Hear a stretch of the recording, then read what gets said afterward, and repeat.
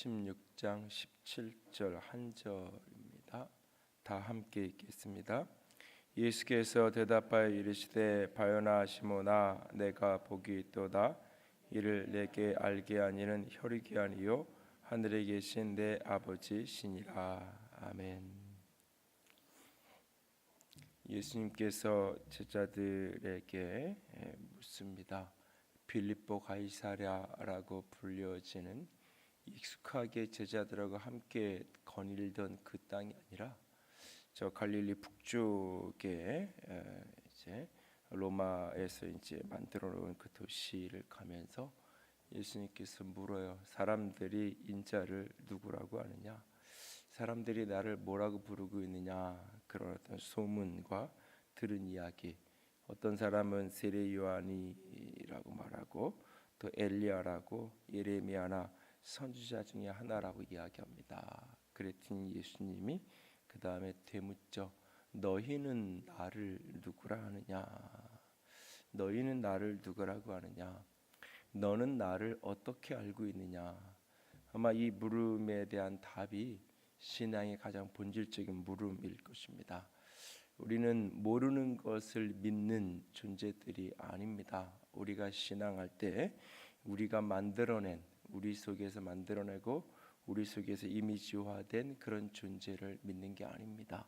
그러니까 나로부터 시작해서 인간으로부터 시작해서 어떤 신의 경지에 이르는 것이 아니라 하나님이 어떤 분이신지 또 그 하나님을 우리 가운데 보여주는 예수 그리스도가 어떤 분이신지를 알고 그분을 우리가 믿고 그분을 따라가는 것이 신앙의 여정이죠. 그래서 너희는 나를 누구라고 하느냐라고 물을 때 예수님은 나에게 이런 분입니다 라고 분명하게 고백할 수 있어야 됩니다. 오늘 베드로는 뭐라고 고백하냐면 주는 그리스도시요 살아계신 하나님의 아들입니다. 당신은 그리스도입니다 라고 고백을 하게 됩니다. 그때 예수님께서 바요나 시몬아 요나의 아들 시몬아 내가 참 복이 있는 사람이다. 이것을 너에게 알려준 것은 내 혈육이 아니요 하늘에 계신 내 아버지다 라고 말하고 있어요.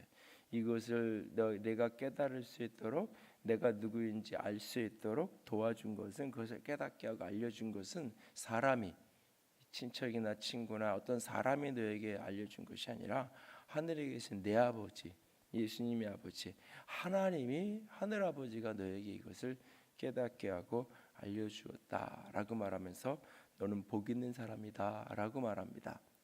1차적으로는 하나님께서 알려주시고 하나님께서 깨닫게 하신 은혜를 입었기에 그는 복 있는 사람입니다.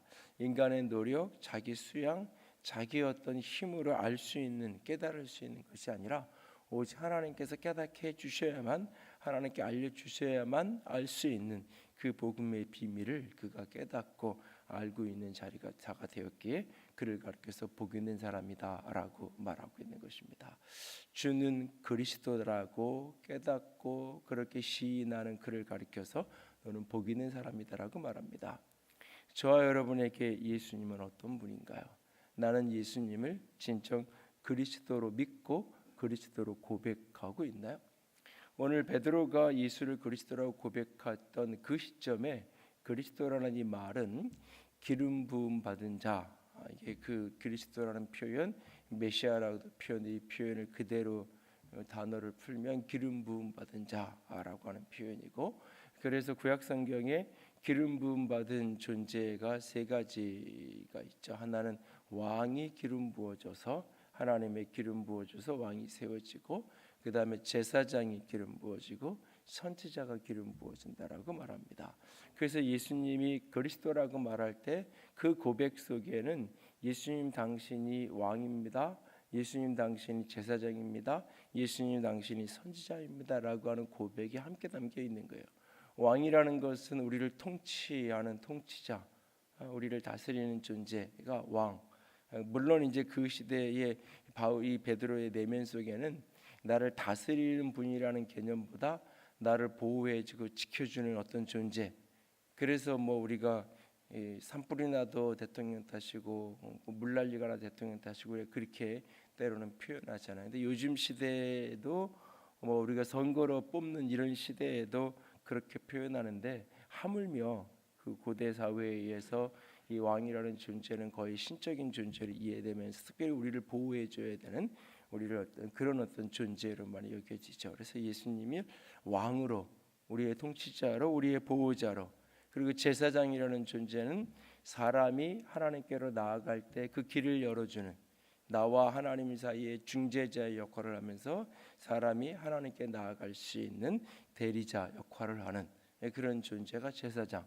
선지자는 하나님이 우리에게 하시는 말씀을 우리에게 대언해 주는, 이 부분도 이제 중재자의 역할의 이미지가 있죠. 그러니까 제사장은 사람이 하나님께로 나아갈 때 중간 역할을 하는 게 제사장이고, 그래서 우리가 하나님께 나아갈 때 구약에 제물을 가지고 나아가서 그 제사장이 그 피를 하나님께 보좌에 나아가서 지성소에 나아가서 뿌리게 되고, 이런 어떤 모습 속에서 내 대신 하나님께 나아가서 희생의 제사를 드려주는 분, 그분이 제사장. 선지자는 하나님이 나에게 하고자 하는 말씀이 있을 때에 선지자를 통해서 내게 말씀해 주시는. 그래서 구약의 선지서의 가장 일반적인 표현이 뭐냐면, 여호와께서 내게 말씀하시되, 하나님께서 선지자에게 말씀하신 것을 선지자는 하나님이 내게 이렇게 말씀하셨어라고 이제 사람들에게 전하는. 그래서 하나님과 우리 사이의 중재자의 역할을 하게 되는 그 선지자의 모습으로 등장하죠. 그래서 예수님이 이런 왕이요, 제사장이요, 선지자라고 고백하고 있는 거예요. 예수님이 우리 가운데 오셔서 이 세 가지 역할을 온전히 이루시는. 사실은 이 베드로가 다 온전히 깨닫고 온전히 다 이해하고 예수를 그리스도라고 고백했을 때 그 모든 개념을 다 이해했던 건 아니에요. 그러나 분명히 그 고백 속에 예수님은 나의 왕이고 우리의 통치자고, 예수님은 우리가 하나님께로 나아갈 수 있는 길을 여는 분이고, 예수님은 하나님을 우리에게 전해주는, 하나님을 우리에게 알려주는 그런 존재다라고 예수님을 그리스도로 구원자로 오늘 고백하고 있는 것을 보게 됩니다. 오늘 그렇게 예수님을 그리스도로 구원자로 고백할 수 있는 게 축복이고 그것이 복이라고 오늘 말씀합니다. 그러나 사실 베드로는 그 그리스도의 길이 무엇인지를 다 알지는 못했어요.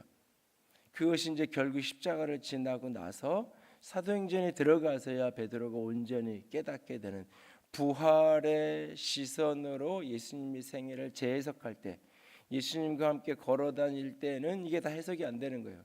그때는 예수님이 놀라운 기적을 행하시고 이런 모습들을 경험하면서 예수님이 어떤 이렇게 초월적인 능력으로 우리를 통치하시를, 그래서 우리를 구원해 줄 다윗과 같은 어떤 왕의 존재, 그리고 예수님이 하시는 말씀들이 범상치 않은, 그냥 구약의 선지자들을 뛰어넘는 놀라운 가르침들을 우리에게 제시하고 계시기 때문에 예수님이 하나님을 우리에게 알려주는 선지자, 이런 부분들을 어느 정도 어렴풋이 이해는 했지만 그 모습이 어떻게 이루어질 것인지, 어떻게 예수님이 우리에게 구원자가 되시고 진정한 온전한 왕으로, 온전한 제사장으로, 선지자로 우리 앞에 서게 될지를 베드로는 다 알지는 못했어요. 그래서 예수님이 베드로가 주는 그리스도라고 고백한 다음에 이때부터 무슨 얘기를 하기 시작하냐면, 자신이 십자가의 죽으심과 부활에 대한 이야기, 이때부터 하기 시작을 해요.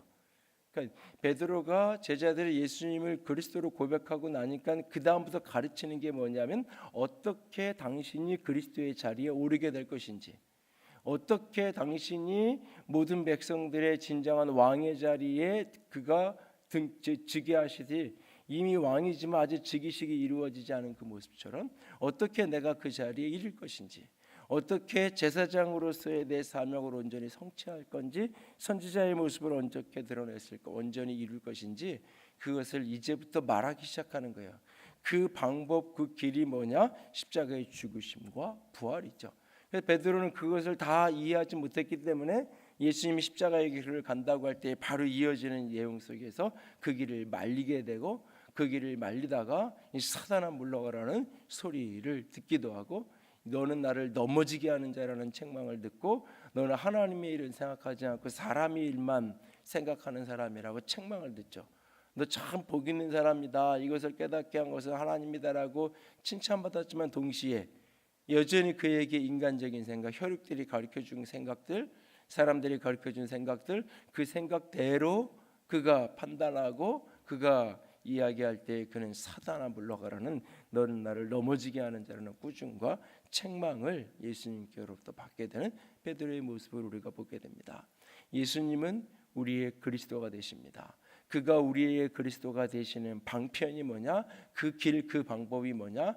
예수께서 십자가에 죽으시고 부활하시는 자리예요. 예수님이 십자가에 죽으심으로 친히 제물이 되시고 친히 대제사장이 되셔서 자신의 피로 저 하늘 성소에 하나님의 보좌 앞에 그가 나아가시는 거예요. 그래서 우리와 하나님 사이에 그 닫혀 있는 막혀 있는 그 길, 구약의 제사장들이 1년에 한 번 동물의 피를 가지고 하나님 앞에 나아가서 지성소에 그 속죄소 앞에 나아가서 피 뿌림으로 이스라엘 백성들의 죄를 용서하게 하고 그 죄를 씻던 그 반복적인 그 일이 아니라 영원한 단번에 드리는 그 제사의 제물 되시고 대제사장 되셔서 예수님이 하늘 보좌 하늘 지성소 앞으로 자신의 피를 가지고 나아가서 피 뿌림으로 말미암아 그가 하늘로 나아갈 수 있는, 우리가 하나님의 보좌로 나아갈 수 있는 그 길을 열어주는 진정한 우리의 대제사장이 되셔서 그 길을 열어주시는 거예요. 그리고 그렇게 하나님의 보좌 앞으로 그가 가심으로 말미암아 그가 우리에게 다른 보혜사를 우리에게 보여주시는 거예요. 그가 우리에게 오셔서 우리를 온전히 알려주시는 거예요. 그래서 성령께서 우리 가운데 오셔서 온전하게 우리 안에 하나님이 누구신지고 우리의 신앙의 모든 원리가 무엇인지 우리에게 온전히 가르쳐 주시는 거예요. 그래서 성령께서 오시면, 보혜사가 오시면 하시는 일의 대표적인 일 중에 하나가 뭐라고 예수님이 소개하냐면 그가 내가 한 말을 깨닫게 하고 알게 할 것이다. 내 말을 생각나게 할 것이다. 성령께서 오셔서 결국 예수가 어떤 분이신지를 온전히 깨닫고 알게끔 하는 것을 우리에게 도와줄 거라니. 성령은 다른 보혜사 그리스도의 영, 하나님의 영이 동시에 그리스도의 영이 예수의 영이신 성령께서 우리 가운데 오셔서 예수님의 하늘 보좌로 올라가시고 그의 영이 우리 가운데 오셔서 우리에게 하나님을 온전히 알려주시는 그런, 예수는 선지자의 영으로 결국 우리 가운데 오셔서 우리에게 하나님을 알려주고 우리에게 모든 비밀을 깨닫게 하고 알려주시는 선지자의 일을 그때야 온전히 이루어가기 시작하실 거예요. 그리고 그가 부활하시고 승천하셔서 하늘 보좌 우편에 앉으셔서 온 땅의 통치자의 자리, 그래서 마태복음 28장에 부활하신 예수님이 선언하죠. 하늘과 땅의 모든 권세를 내게 주셨으니, 명분만 이름만 왕이 아니라 어떻게 해서 베드로가 기대했던 이 세상의 왕, 다윗과 같은 이 세상의 통치자, 이 세상의 어떤 위대한 어떤 왕의 이미지를 떠올렸다면 예수님이 이루고자 하는 왕의 자리는 이 땅의 왕으로 끝나는 게 아니에요.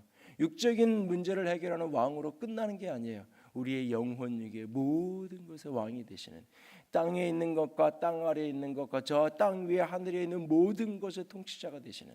그래서 빌립보서 2장에 예수님, 부활하신 예수님을 향하여 고백하면서 이 땅에 있는 거나 땅 아래에 있는 거나 저 하늘에 있는 거나 모든 것이 다 그의 발 앞에 엎드려져서 예수를 주라 시인하게 된다라고 말하고 있어요. 예수가 온전히 왕이 되시는, 육체의 왕으로 끝나는 것이 아니라, 이 땅의 왕으로 끝나는 것이 아니라, 어쩌면 지금 이 시점에 베드로가 기대했던 것은 배고픈 문제를 해결해 줄 수 있는 왕, 병들고 아픈 것을 해결해 줄 수 있는 왕, 가난의 문제, 이런 문제를 해결해 줄 수 있는 어떤 존재, 외부로부터 전쟁이 오고 로마로부터 박해를 받고 핍박을 받고 그렇게 식민지를 살아가는데 우리를 해방시켜서 자유로운 독립국가를 만들어줄 수 있는 그런 어떤 왕을 기대했다면, 예수님이 왕이 되시고 그리스도로 우리 가운데 오셨다고 할 때는 그것으로 끝나는 게 아니에요. 이 땅에서의 통치자로 되셔서 우리를 이 땅에서의 삶의 문제를 해결하는 것으로 끝나는 것이 아니라 우리의 죽음의 문제, 죄의 문제, 우리의 영혼의 문제를 해결해서 우리의 영원한 구원자가 되어주시를 통치자, 이 땅의 것뿐만 아니라 더 하늘의 것 모든 것의 통치자가 되시고 왕이 되시는 그 영광의 자리에 예수님께서 나아가는 그 통로, 그 길이 무엇이냐? 당신의 십자가의 죽으심과 부활이에요. 예수님은 그리스도예요. 그리스도이기에 우리의 왕이시고 제사장이고 선지자이세요. 그가 우리의 온전한 왕이 되시고 온전한 제사장이 되시고 온전한 선지자가 되시기 위하여서 그는 반드시 십자가에 죽으시고 부활하시는 그 길을 가셔야만 했던 거예요. 그 길을 통해서 그는 우리의 왕의 자리에 온전히 즉위하시고 그 길을 통해서 당신의 피를 하늘 보좌에 뿌리시는 하늘의 온전한 대제사장이 되심으로 우리가 그 예수의 일을 힘입어 하나님께 나아갈 수 있는 길을 열어주시고 그가 가셔야 다른 보혜사를 우리에게 보내주셔서 예수님과 함께 만날 수 있고 예수님과 함께 갈릴리를 예루살렘을 거니면서 만났던 그 사람들 소수의 사람들에게만 하나님을 알리시고 보여주는 것이 아니라 다른 보혜사가 오셔서 우리 모두에게 하나님을 알리시고 알려주시고 보여주시는 그 풍성함으로 우리에게 서게 만드는 다른 보혜사 성령을 우리에게 보내주시고 영으로 우리 가운데 함께 하시는 분, 그 길을 걸어가는 그 길을 온전히 열어가는 방법, 그 모든 사명을, 그 모든 우리를 향한 그리스도됨을 이루는 길, 그것이 바로 십자가에 죽으시고 부활하시는 길이에요. 그래서 반드시 그는 그 길을 가셔야만 했던 거예요. 베드로가 예수를 그리스도라고 고백하는 그 순간 베드로는 이것을 다 알지 못했어요. 다 깨닫지 못했어요. 다 그가 풀어서 이해하지 못했어요. 그러나 그럼에도 불구하고 그는 예수를 그리스도라고는 고백했고 그리스도라고 고백하는 그 내용 속에는 말하는 자신은 다 알지 못하지만 그 고백 속에 하나님은 아는, 예수님을 아는 비밀한 고백 속에 다 들어있는 거예요. 그래서 예수님은 그를 가리켜서 복 있는 사람이다 라고 말하고 있는 거예요. 오늘 우리가 예수님은 그리스도라고 고백하고 오늘 우리가 예수님이 나를 위해 죽으시고 나를 위해 부활하신 나의 구원자라고 우리가 고백하고 믿고 시인하며 살아갈 때 그 고백 속에 담겨진 의미를 우리가 말하는 우리도 다 깨닫지 못해요. 그리고 그 고백 속에 내가 살아야 될 삶의 여정이 어떤 것인지 다 알지 못해요. 그러나 그 단순하지만 그 고백을 하나님 앞에 드릴 수 있을 때 하나님은 우리를 복 있는 자라라고 말씀하고 계세요. 그리고 주께서 우리를 그 길로 이끌어 가실 거예요. 베드로가 다 알지 못했지만 온전히 예수를 그리스도로 믿는 자의 인생을 살아가도록 주님께서 그를 이끌어 가셨어요. 그리고 사도행전에 그는 예수는 그리스도라고 끊임없이 증언하고 있고 그가 증언하는 메시지의 핵심은 예수는 부활하셨다는 사실이에요. 예수가 부활하셨다. 사도행전에 등장하는 복음의 핵심 메시지는 예수가 살아계신다는 이야기예요. 사도행전의 교회의 핍박자들이 끊임없이 하는 이야기의 핵심은 뭐냐? 예수가 살아나셨다는 말만 하지 말라는 거예요. 예수를 경험한 사람들이에요. 예수가 어떻게 예수님이 병자들을 사랑했고 가난한 자를 사랑했고 어떤 교훈을 했는지는 다 똑같이 경험했던 사람들이에요. 예수님이 이런 이야기를 하셨어. 예수님이 좋은 선생님이야. 예수님이 좋은 선지자야. 이런 걸 아무리 가르쳐도 상관없다는 거예요. 그러나 예수님이 살아계시다는 건 가르치지 말라는 거예요. 그 말은 무슨 말이냐? 예수님이 지금 나의 구원자가 되신다는 사실. 예수님이 지금 살아계신 나의 구원자가 되시고 나의 그리스도라는 사실만은 가르치지 말라는 거예요. 과거의 역사의 인물로, 과거 속에 있었던 인물로, 이 성경책 속에 있는 인물로는 얼마든지 가르치고 얼마든지 이야기하고 얼마든지 전하고 다녀도 괜찮다는 거예요. 나도 똑같이 그렇다면 성경을 배울 수도 있고 성경을 읽을 수도 있고 성경 속에 있는 예수님을 같이 공부하고 얼마든지 그 삶을 본받아서 그렇게 살아가기 위해서 훈련하고 연습할 수 있다는 거예요. 다만 예수가 지금 살아계신 우리의 구원자다, 그리스도라, 그것만은 이야기하지 말라는 거예요. 그러나 오늘 우리가 예수를 그리스도라고 믿는다고 할 때, 예수를 그리스도라고 믿는다고 할 때 그 믿음은 역사 속에서 그분이 그렇게 사셨다는 것을 믿는 믿음이 아니에요. 그것은 오늘 그분이 살아계신 그리스도예요. 그가 십자가에 죽으셨으나 부활하셔서 지금 이 순간 나의 왕이 되시고 지금 이 순간 그분이 나의 제사장이 되시고 그래서 하나님께 나아갈 수 있는 길을 지금도 열고 계시고 지금도 보좌 우편에서 나를 위해 중보자가 되셔서 나를 위해서 오늘도 그렇게 간구하는 자리에 계시고 그가 오늘도 나의 선지자가 되셔서 오늘도 당신의 영으로 내 안에 함께 하셔서 우리 가운데 오셔서 끊임없이 깨닫게 하시고 알리시고 당신의 말씀을 기억나게 하시고 예수를 증언하고 우리가 가야 될 길을 인도하시는 분, 그분이 지금도 살아계신 그리스도요, 살아계신 왕이요, 제사장이요, 선지자 되심을 믿고 고백하고 시인하고 그분을 따를 수 있는 저와 여러분이 될 수 있기를 원합니다.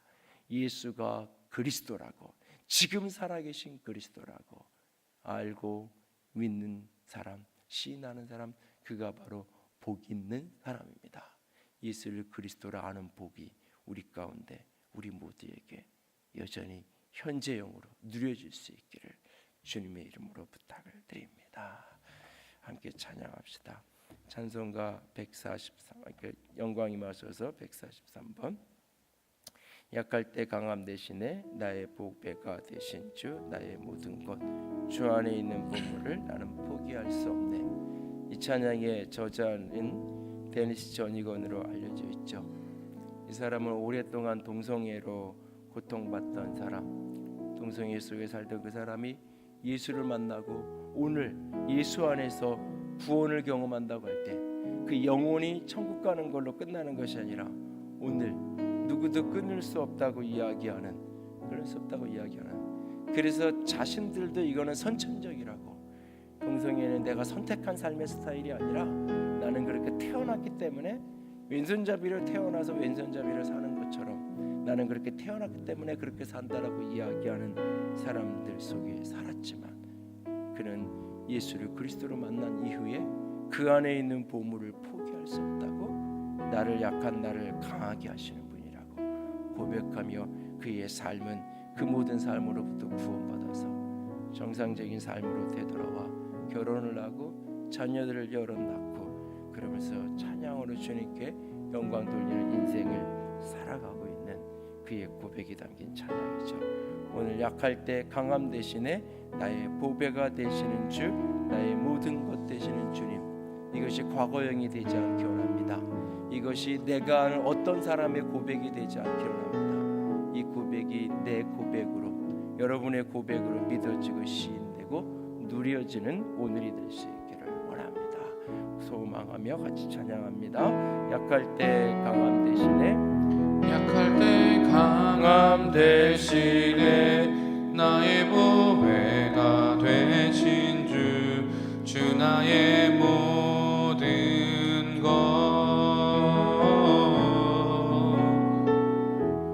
주 안에 있는 보물을 나는 포기할 수 없네. 주 나의 모든 것, 예수 어린 양,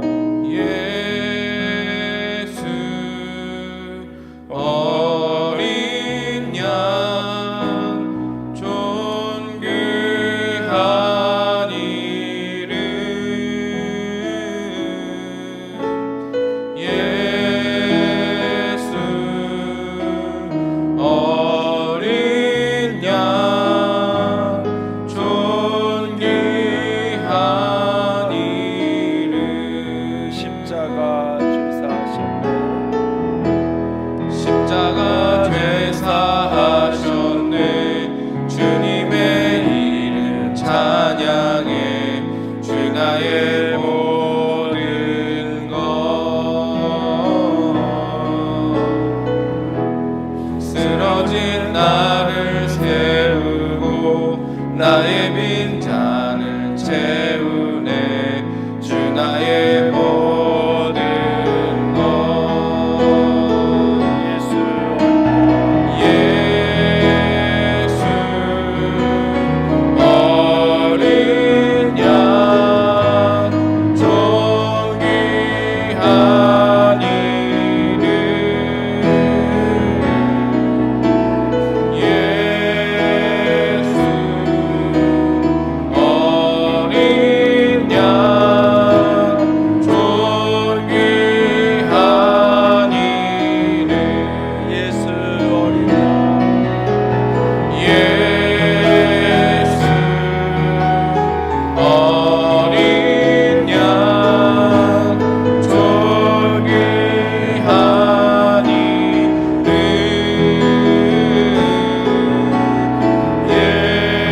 예수 어린 양 존귀한 이름. 이 시간 함께 기도하며 나아갑니다. 예수님 당신이 나의 그리스도가 되십니다.